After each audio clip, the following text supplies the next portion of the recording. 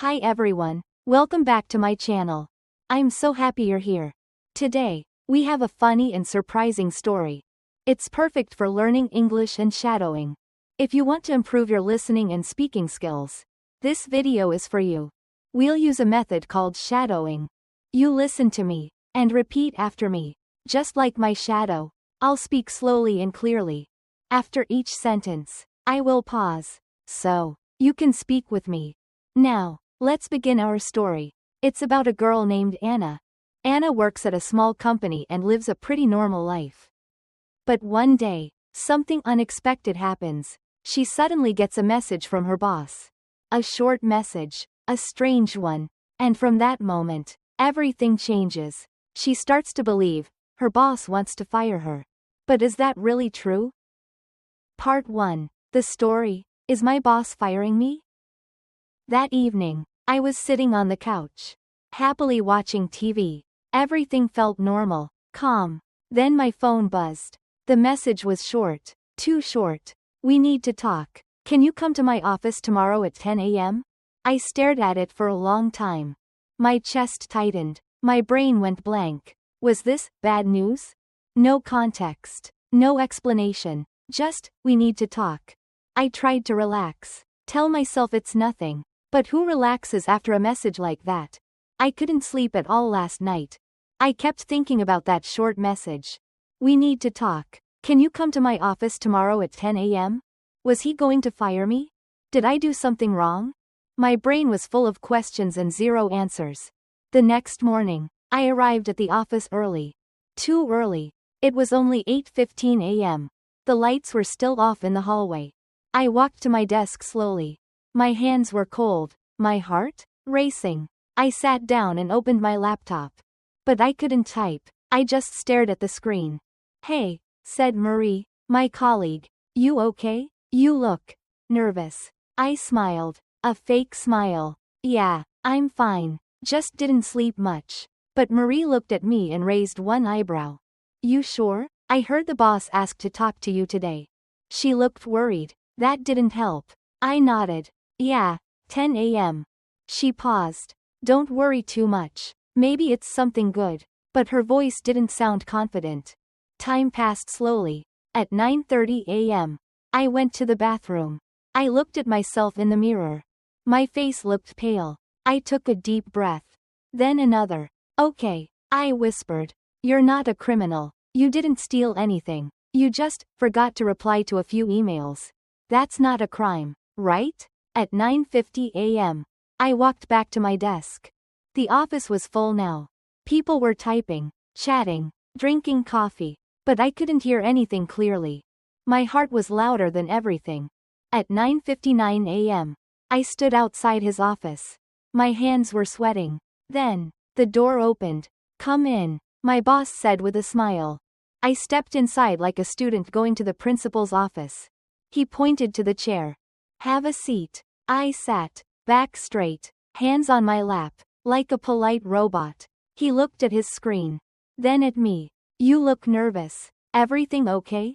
I tried to laugh. It sounded like a cough. Well, I wasn't sure what this meeting was about. He smiled again, a kind smile this time. Let me explain. He leaned back in his chair. You've been with the company for over a year now. You're doing a good job. But I noticed something. My heart stopped. This is it, I thought. He's going to say, but we have to let you go. Then he continued. You often stay quiet during meetings. You don't share your ideas much. But your emails are great. Your reports are clear and smart. I blinked. What? I think you have good ideas. He said. But maybe you don't feel confident speaking up. Is that true? I nodded slowly. Yes, I often feel nervous speaking in front of everyone. He nodded too. That's okay. Many people feel that way. But I want to help you grow. I'm not firing you. I'm offering you something. Wait, not firing me? He handed me a paper. It was a form. Presentation skills workshop. 3 days. Company sponsored.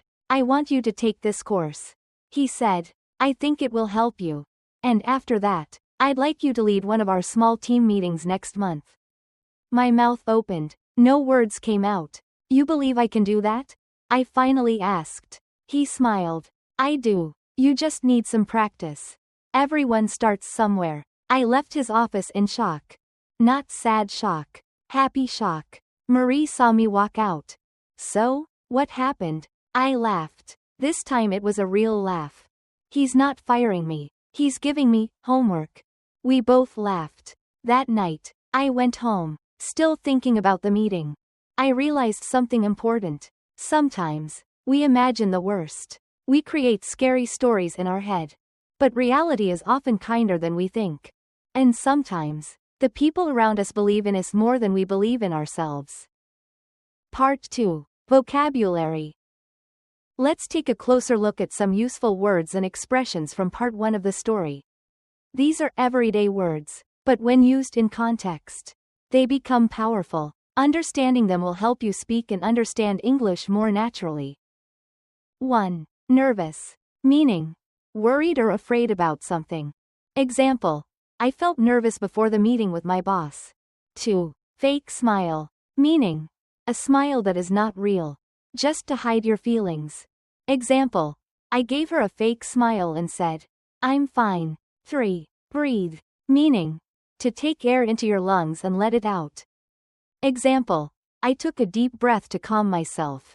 4. Principal's office. Meaning, the main office in a school where students go when there's a problem.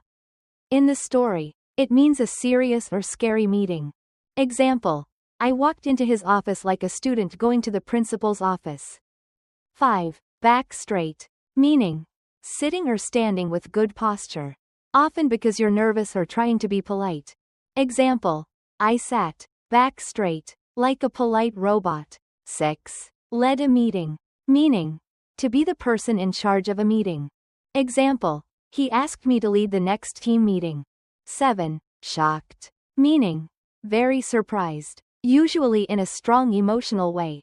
Example, I left his office in happy shock. 8. Believe in someone. Meaning, to have faith or confidence in someone's ability. Example, my boss believes in me more than I believe in myself. 9. Imagine the worst. Meaning, to think something bad or scary is going to happen. Example, I imagined the worst, but the truth was much better. Part 4. Practice, shadowing. Now, let's practice speaking. These 5 sentences from the story are emotional and expressive. Try to copy the speaker's tone, rhythm, and feeling. Repeat after listening, and feel the language in your mouth. 1. You're not a criminal. You didn't steal anything. 2. My heart was louder than everything.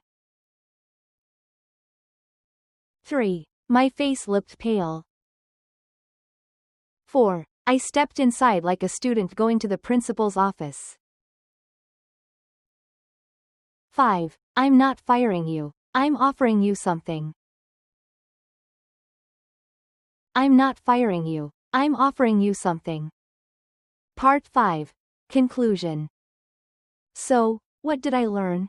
Sometimes, we worry so much about what might happen, that we forget to wait and see what actually happens. Sometimes, we imagine a monster, but it turns out, it's just a shadow. We think people will judge us, criticize us, or reject us. But many times, they just want to help us grow. If you're like me, afraid to speak up, afraid to lead, afraid to try something new, remember this. You don't have to be perfect. You just have to be willing.